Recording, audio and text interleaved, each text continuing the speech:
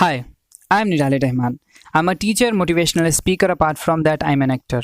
Today, I'm going to talk about how to learn class 7th maths. तो आज मैं आपसे बात करूंगा क्लास 7th के मैथ्स के बारे में। चैप्टर नंबर है आपका 6 चैप्टर नंबर में पढ़ना है आपको त्रिभुज और उसके गुण, मतलब ट्रायंगल एंड इट्स प्रॉपर्टी। इससे पहले मैंने आपको पेज नंबर 1 पढ़ा दिया है पीछे वाले वीडियोस में। अगर आपने नहीं देखा है तो आई बटन पे क्लिक करके आप उसे देख लो, या आपको डिस्क्रिप्शन में भी मैं लिंक दे दूंगा, वहां से भी आप पढ़ सकते हो उसको। करेक्ट है। पीछे वाले चैप्टर को अगर कंप्लीट नहीं किया है तो उसे भी आप जा करके डिस्क्रिप्शन से या चैनल को विजिट करके आप उसको कंप्लीट कर सकते हो। राइट है। तो चलिए वीडियो को स्टार्ट करते हैं। पेज नंबर 2 का आपका पॉइंट नंबर 1 है न्यून कोण। मतलब न्यून कोण किसे कहा जाता है? तो यदि किसी त्रिभुज का प्रत्येक कोण 90 डिग्री से छोटा हो तो वह न्यून कोण त्रिभुज कहलाता है। देखिए यहाँ पे एज एग्जाम्पल 60 डिग्री, यहाँ पे 60, फिर यहाँ पे 60 है। राइट है। तो ये 90 से सब छोटे हैं, सारा का सारा 90 से छोटा है। सो ये एक न्यून कोण त्रिभुज है। करेक्ट है। अब देखिए एक चीज़ और मैंने जो यहाँ पे इंडिकेट किया है, इसको समझने की कोशिश कीजिए आप लोग। जैसे ये वाला सिंबल है, राइट है। तो ये जो फैला वाला भाग है वो जिधर रहेगा उधर वाला बड़ा होगा, और ये जो एंगल टाइप का बना हुआ है इधर वाला जो होगा वो छोटा होगा। सो यहाँ पे 90 की तरफ फैला हुआ है तो 90 बड़ा है और 60 छोटा है। इसका मतलब यही हुआ, इसका मतलब हुआ कि 90 बड़ा 60। राइट। या इसको इंग्लिश में पढ़े तो ऐसे पढ़ेंगे 90 ग्रेटर देन 60। राइट।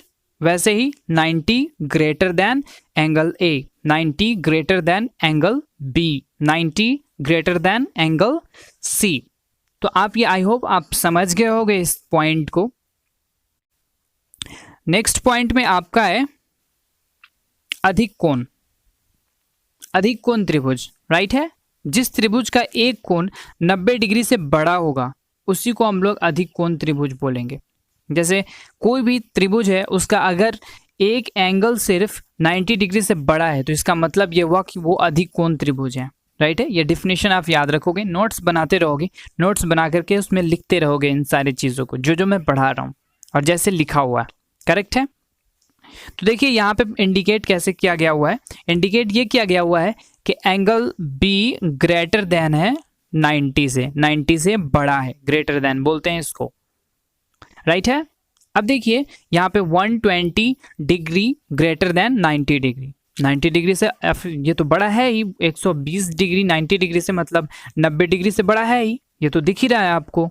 सो ये एक अधिक कोण त्रिभुज है। तो अब चलिए बात करते हैं नेक्स्ट पॉइंट की। नेक्स्ट पॉइंट में क्या है आपका समकोण त्रिभुज। ये तीसरा पॉइंट है आपका। तीसरा पॉइंट में है त्रिभुज का एक कोण 90 डिग्री के बराबर होगा। मतलब त्रिभुज का एक कोण जो होगा 90 डिग्री के बराबर होगा, तो उसको हम यहाँ पे कोण छूट गया भाई, सॉरी, ये कोण आप लोग लिख लोगे। त्रिभुज का एक कोण 90 डिग्री हो या एक कोण 90 डिग्री के बराबर होता है तो उसको हम लोग कहते हैं समकोण त्रिभुज। सो यहाँ पे ये 90 डिग्री है तो ये समकोण त्रिभुज हो गया।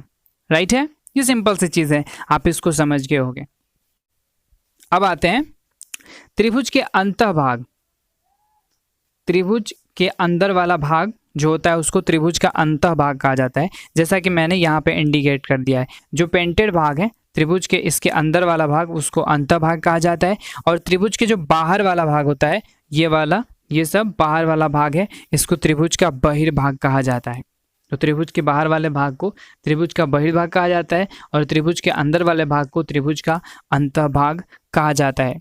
अब देखिए साइड में कुछ पॉइंट्स हैं, उन पॉइंट्स को भी हम देख लेते हैं, कवर कर लेते हैं ताकि आपको हमेशा प्रॉब्लम ना हो। देखिए इसमें क्या है, बाह्य कोण।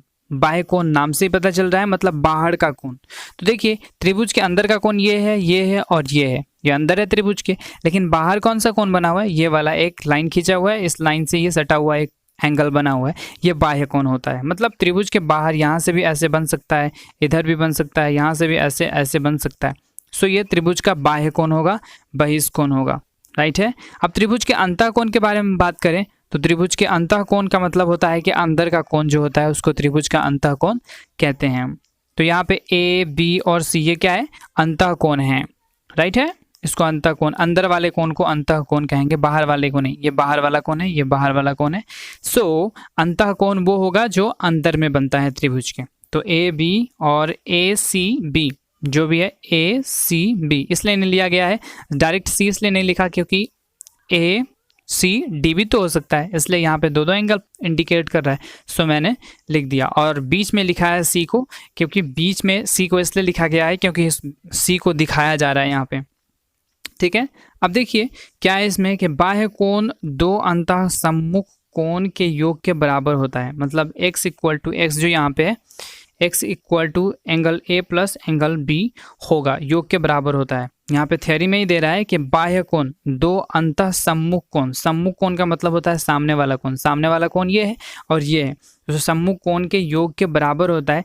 तो x इक्वल टू ये बहिष्कोण हो गया, बाहर का कोण हो गया, और ये अंदर का कोण जो कि कौन सा, अंतः सम्मुख कोण, अंतः होना चाहिए और सम्मुख मतलब सामने वाला होना चाहिए, ये साथ वाला कोण नहीं होना चाहिए, सम्मुख कोण होना चाहिए। तो वो होगा, उन दोनों एंगल को जोड़ने पे वो बाहर वाला एंगल आता है। तो x equal to angle A plus angle B हो गया, राइट। तो ये था चैप्टर नंबर 6 का पेज नंबर 2। अब आपका आगे वाले वीडियोस में आएगा पेज नंबर 3, जिसको आपको देखना है।